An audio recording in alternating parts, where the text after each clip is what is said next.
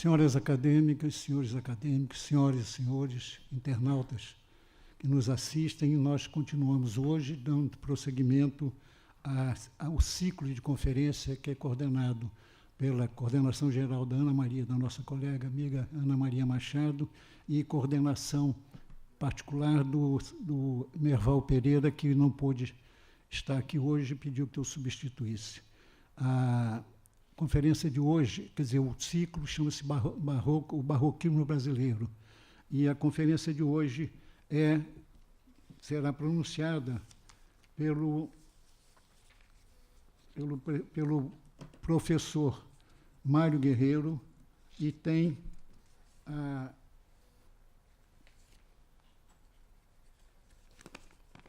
o título de Persuasão ou Convencimento, perguntando.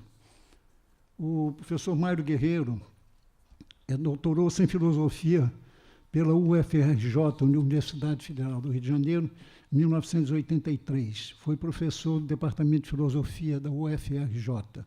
Foi pesquisador do CNPq e membro do Instituto de Lógica, Filosofia e Teoria da Ciência da Sociedade Brasileira de Estudos Clássicos. Membro fundador da Sociedade Brasileira de Análise Filosófica.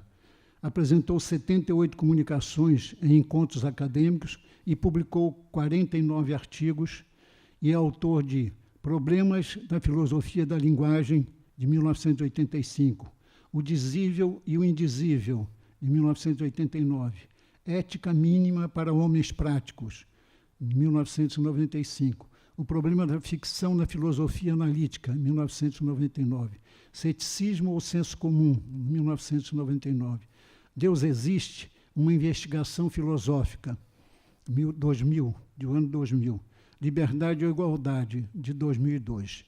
Com a palavra, portanto, o professor Mário Guerreiro.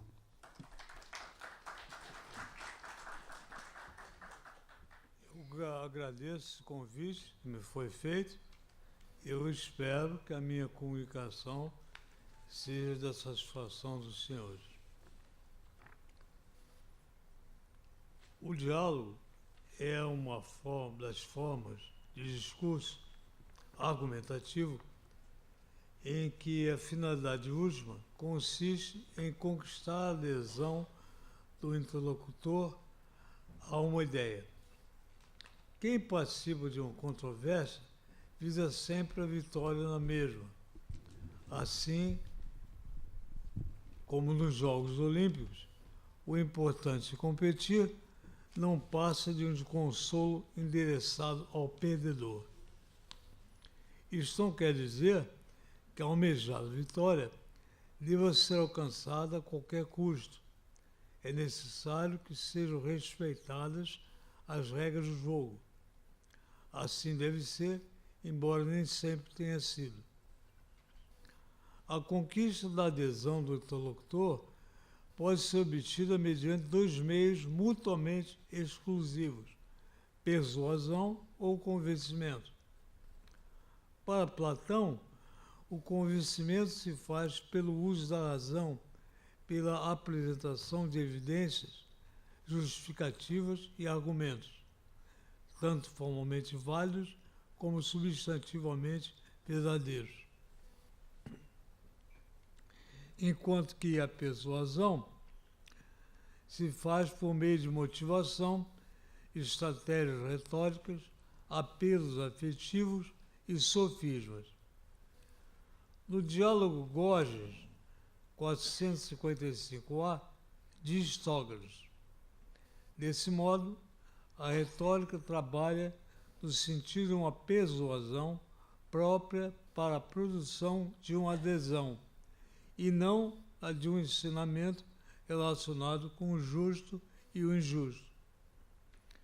Como sabemos, Gorgias de Leôncio é considerado por Aristóteles o pai da retórica, que para Platão consistia na arte de persuadir. Como ele mesmo diz pela boca de Protarco, no diálogo Filebo 58a. Ouvi diversas vezes Gorgias dizer que a arte da persuasão lhe era mais cara do que quaisquer outras, conduzindo a parte antagônica a um assentimento voluntário. Ela submetia todas as coisas, e não mediante o emprego da força.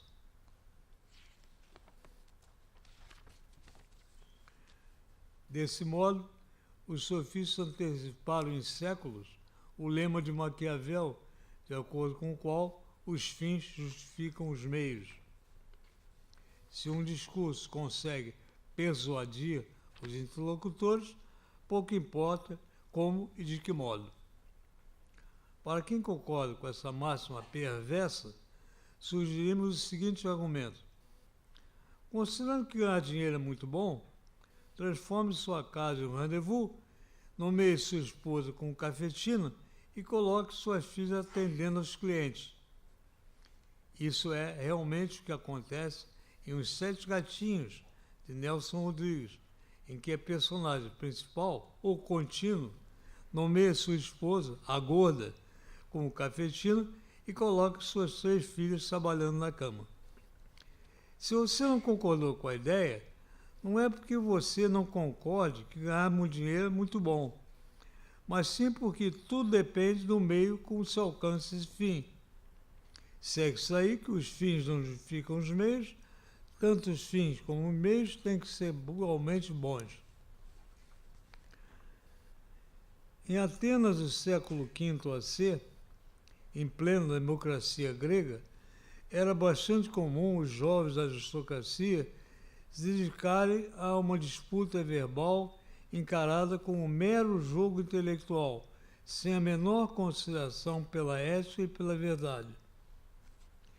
Isso é chamado de erística, termo derivado de eres, luta corporal.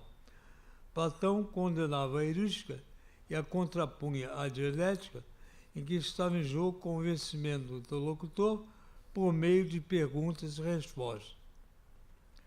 Os diálogos entre Sócrates e sofistas tiveram lugar no século V a.C., na cidade-estado de Atenas, em que ocorreu a primeira experiência democrática da história, mas transcendeu suas circunstâncias históricas e acabou se transformando num dos paradigmas da civilização ocidental, como são paradigmas a democracia, a filosofia e a geometria. Por incrível que pareça, a geometria começou com um teorema, o de Pitágoras e Tales de Mileto. Antes disso não havia geometria. Em diversos momentos da história, surpreendemos um atrito entre os defensores da argumentação pró-convencimento e seus adversários pró-persuasão, não excluindo os que se servem alternadamente de ambos os meios.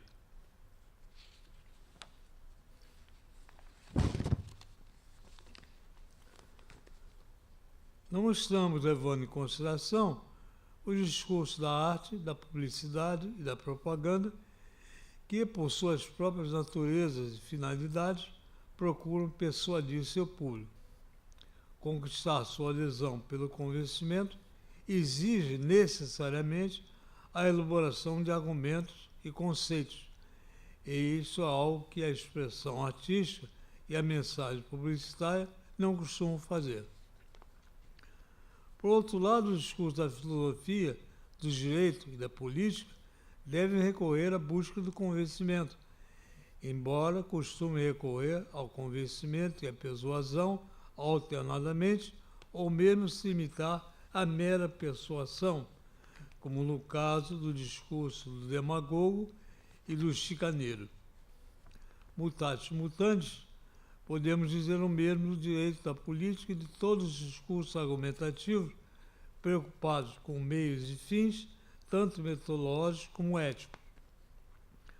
Como já dissemos, a arte e a propaganda não têm nenhum compromisso com o convencimento e com a razão, voltados que estão para a persuasão e para o encantamento, principalmente essa forma de movimento artístico chamada de arte engajada. A simples menção de arte engajada remete imediatamente ao realismo socialista da ex-União Soviética, à filosofia existencialista de Jean-Paul Sartre e ao teatro épico de Bertolt Brecht. De fato, esses são 3 exemplos de arte a serviço de alguma coisa além da dimensão estética, que ocorreram no século XX e que geraram uma contraposição radical do movimento denominado arte pela arte, segundo o qual a arte estava a serviço da própria arte, ou seja, tinha uma finalidade puramente estética, tanto do ponto de vista do produtor como do receptor. Não entrando no mérito das 2 posições francamente antagônicas, é preciso acrescentar que elas não se restringiram ao século passado, nem se limitaram a uma só finalidade.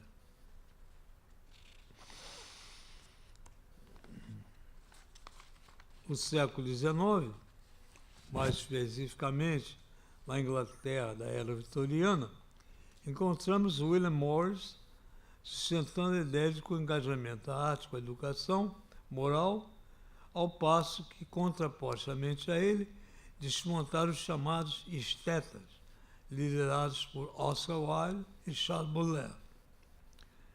Mergulhando no passado, podemos observar que nem sempre o engajamento dos artistas esteve voltado para a política, como são os casos realistas, socialistas e de Brecht, e para a educação moral, como é o caso de William Morris.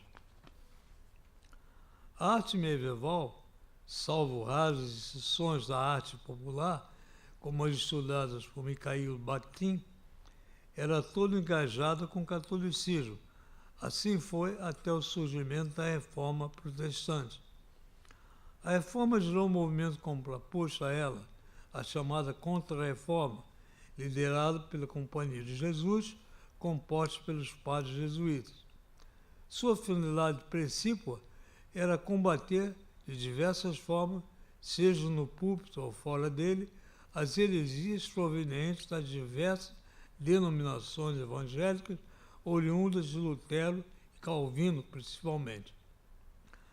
As atitudes do reformista e dos antirreformistas, diante das diferentes formas de expressão da arte sacra, eram bastante diferentes. Por exemplo, o reformista não encarava com bons olhos a arte dramática, mesmo que revestida de conteúdo religioso, como os autos de fé medievais. Na comunidade de Genebra, governada por Calvino, não havia uma só casa de teatro, o que motivou Voltaire, ele mesmo autor dramático, em um verbete da enciclopédia, a pedir que fosse aberta uma casa de teatro genebrina. Isso provocou a ira furibunda de Jean-Jacques Rousseau, que chamou Voltaire de pervertor dos bons costumes.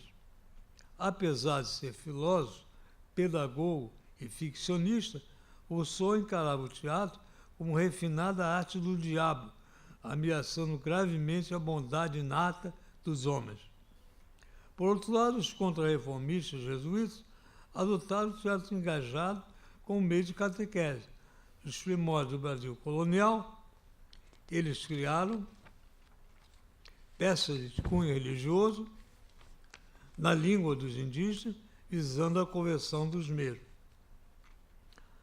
Na arquitetura e na decoração dos templos reformistas, dominava a simplicidade das formas. Pode-se até falar numa radical iconoclastia. Como eles não aceitavam santos, não havia nenhuma imagem ou estátua de nenhum santo, nem mesmo do próprio Cristo, pois isso está visto como idolatria. No entanto, a atitude dos reformistas diante da arte dramática, da arquitetura e da decoração dos templos não era do mesmo teor da sua atitude diante da música sacra. Ao invés do despojamento das formas plásticas, reinava a exuberância e os meandros da harmonia e da melodia. Basta lembrar aqui as cantatas de Johann Sebastian Bach e os oratórios de Georg Friedrich Händel, 2 grandes mestres do estilo barroco. Como sabemos, o barroco é um estilo de época que dominou a Europa dos fins do século XVI a meados do século XVIII. Alguns historiadores chamaram o barroco de arte da Contra-Reforma, não só pelo fato do barroco ter despontado juntamente com o movimento contra-reformista, mas também por ele ser incentivado pelos jesuítas como uma forma de arte engajada, mas notadamente na arquitetura e na decoração sacras. Segundo um crítico do século XVII, a finalidade básica do estilo barroco era colpire i sensi, ou seja, arrebatar os sentidos. Para compreender bem essa expressão, é preciso que nos coloquemos na posição de um fiel católico, um homem comum, que ao pôr seus pés no interior de uma igreja barroca, era arrebatado pela profusão e pelo esplendor das curvas, cores, europeias, etc. No entanto, o arrebatamento dos sentidos não era um fim em si mesmo, visava a conversão à Santa Madre Igreja e ao fortalecimento da fé católica. Essa campanha propagandística, mediante os fortes apelos à arte, foi as raias do paroxismo, gerou um forte efeito não só sobre o comportamento religioso, como também sobre a mentalidade geral, de tal forma que cabe falar em uma mentalidade barroquista ou simplesmente barroquismo, principalmente nos países de maioria católica. Embora o barroco tenha nascido na Itália nos finais do século XVI, graças à Contra-Reforma e aos jesuítas, ele se desenvolveu exuberantemente na Península Ibérica e particularmente em Portugal, a partir do chamado Barroco Manuelino, em virtude de D. Manuel o Venturoso. O Brasil despontou para a Europa juntamente com o estilo colonial, que nada mais era do que o barroco mineiro, baiano e carioca. Apesar das diferenças estilísticas, o ponto comum a todas essas variações é a exuberância cachapante, principalmente no interior das igrejas. Em Salvador, Bahia, há uma igreja que todo o seu interior é folhado a ouro. No entanto, esse traço comum a todas as formas de barroco não afetou apenas a crença religiosa da época, foi além e ficou arraigado na mentalidade do povo, constituindo assim o que foi chamado de barroquismo. Suas principais feições são o gosto pelo hiperbólico, pelas sinuosidades, pelos oxímoros, pelos preciosismos verbais, sua ênfase no poder encantatório da linguagem em detrimento de sua função informativa. De tudo isso, temos fartos exemplos na literatura brasileira, como é o caso do Dorico Paraguaçu, o prefeito de Sucupira, personagem inesquecível do bem-amado de Dias Gomes. Jamais esqueceremos os desfechos de seus discursos mirabolantes, em que ele costumava dizer: e agora, indo entretanto aos finalmente. E que dizer de Policarpo Calherva, personagem de Lima Barreto, em que, num de seus discursos hiperbólicos e hiperpatrióticos, queria que fosse ensinado nas escolas de todo o país o tupi, a verdadeira língua brasileira. Para quem não sabe, o tupi não é uma língua, mas sim um tronco linguístico semelhante ao indo-europeu.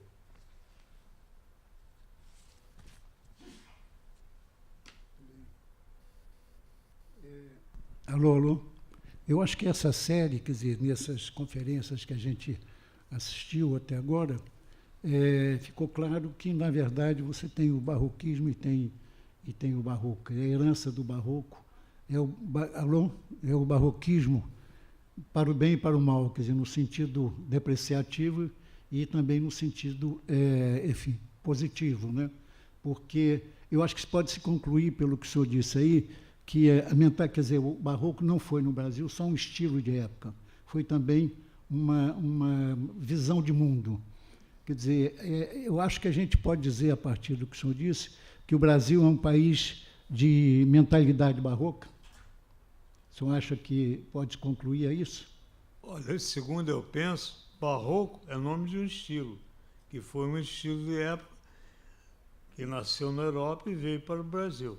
Agora, barroquismo já é algo pejorativo. Já é pejorativo. Não é um barroquismo positivo.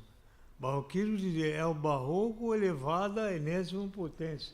Quando se diz, por exemplo, que se dizer que um orador é muito complexo, muito confuso, se diz que ele é muito barroco, né? Exatamente. Agora, eu não sei se poderia incluir nessa lista de autores, quer dizer, autores culturais da literatura e do teatro, como Nelson Rodrigues, o senhor citou o Dias Gomes, citou o Mário de Andrade Macunaíma, o Policarpo Quaresma, o senhor citaria também o Glauber Rocha? É adequado. O Glauber é tido como um autor, ele é um autor conhecido internacionalmente como um autor barroco, no melhor sentido da palavra, pelas metáforas, pelas alegorias, né? Quer dizer, é uma narrativa dele, um estilo todo. O senhor incluiria mais alguém fora desse elenco na cultura? Tem muitos personagens, muitos autores. No momento, eu escolhi esses que eu achei os que me chamaram mais atenção, mas tem mais. Agora, nesses que o senhor escolheu, quase todos têm um viés humorístico, né? Quer dizer, uma autoironia, uma gozação e tal. Quer dizer, mas não é só isso o barroquismo, né? Quer dizer, existe o barroquismo positivo, né? Quer dizer, a herança mais autêntica do barroco, não tem? Por exemplo, o Aleijadinho é o nosso melhor representante do barroco, né? Quer dizer, é um gênio, né? Se existe um gênio nesse país da arquitetura e da escultura, é um gênio barroco, né? Sem dúvida. Ele tem um estilo marcante e não se encontra nada igual.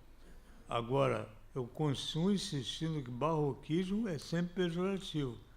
No caso aí dos autores que eu cito, evidentemente que eles estavam sendo irônicos. Quando o Dias Gomes põe em cena o Dorico Paraguaçu, evidentemente ele está satirizando, ironizando. Não quer que veja naquilo ilustre, perfeito, sucupira. É tudo uma gozação. Agora, entre o barroco brasileiro e o barroco português, e há muita, enfim, afinidade, quer dizer, que relação o senhor estabelece entre os dois barrocos? O barroco brasileiro, principalmente mineiro, ele na fachada, ele é mais simples. Não tem todos aqueles adereços, contornos do barroco. O que não quer dizer que no interior não haja. É uma diferença da decoração sacra para a fachada do templo. Como aquele templo da Bahia, que eu esqueci o nome, da igreja, é toda folha da ouro por dentro. O senhor cita até como exemplo do barroco mais autêntico, né? Quer dizer, o senhor citaria do Aleijadinho que obras mais características do barroco? Os profetas? Sim, sem dúvida. É a grande contribuição dele, sem dúvida. Agora, quer dizer, então a gente pode terminar dizendo que o Brasil é um país de mentalidade barroca? Pode, né? E que o barroco não é só um estilo.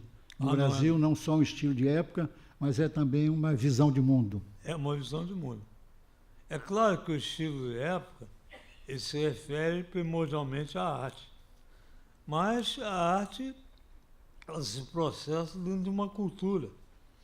E muitas vezes é levada ao paroxismo, sem que os próprios artistas sejam qualquer culpados. Eles não têm culpa daquilo de ser levado ao exagero, a proporções inimagináveis. Bom, eu queria dizer que, enfim, agradecer pela palestra, pela sua colaboração ao ciclo, e dizer que na próxima, no dia 22 de novembro, nós vamos ter uma outra conferência do ciclo, que é o Juridiquês como legado barroquista. Do conferencista é o jurista Nelson Jobim. E vamos ter também como evento o seminário Brasil-Brasis, que é uma série que a gente tem, no dia 27 de novembro, que é uma terça-feira, mesmo horário, a liberdade de expressão, da luta contra a censura às fake news.